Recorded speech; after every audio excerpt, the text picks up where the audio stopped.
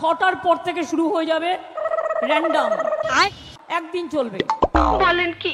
ভয় অত পাবেন না, কিন্তু সাবধানে থাকবেন। আচ্ছা, বিদ্যুতের পোলগুলো অরূপকে আমি বলে দিই সব কেয়ার করতে ভালো করে। ঠিক আছে। ইলেকট্রিসিটি যদি কারো চলে যায় চিন্তা করার কারণ নেই, আমরা জেনারেটর রেখেছি, ব্যবস্থা করব। কিন্তু সারাতে তো টাইম দিতে হবে। দয়া করে সেই সময়টা খুব ঝড় জল হলে, বাংলায় তো এটা প্রতি বছর হয়, নদীমাতৃকার দেশ। ঠিক আছে ঠিক আছে। আরে দাদা তুমি চুপ করো না, বলছে তো শোনো।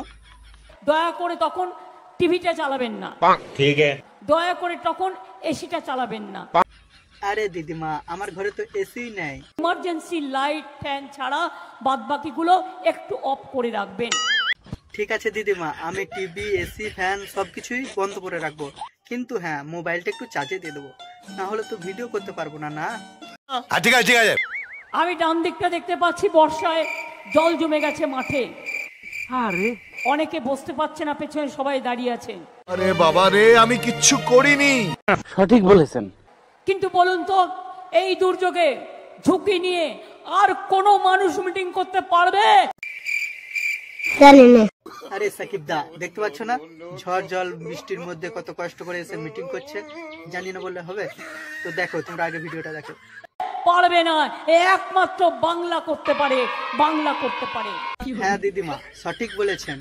আপনার বুদ্ধি ভালো। আমি বেশি সময় নেব না, তার কারণ বিদ্যুৎ চমকানোর সুযোগ আসলে আপনারা আগে নিজেদের রক্ষা করবেন। ঠিক আছে দিদিমা, আমি নিজেকে আগে সুরক্ষা করব, কিন্তু আমি চলে গেলে আপনি কিছু মনে করবেন না তো? আমি তাতে আমার মিটিং ছেড়ে চলে গেলেও কোনো অসুবিধে নেই। এইটা কেমন কথা? তো বন্ধুরা, ভিডিওটা শুধুমাত্র বিনোদনের জন্য, দয়া করে কেউ সিরিয়াসলি নেবেন না। আর ভিডিওটা যদি আপনাদের একটু ভালো লেগে থাকে তো চ্যানেলটা অবশ্যই সাবস্ক্রাইব করে দেবেন। চলো দেখা হচ্ছে নেক্সট ভিডিওতে। Tata bye bye.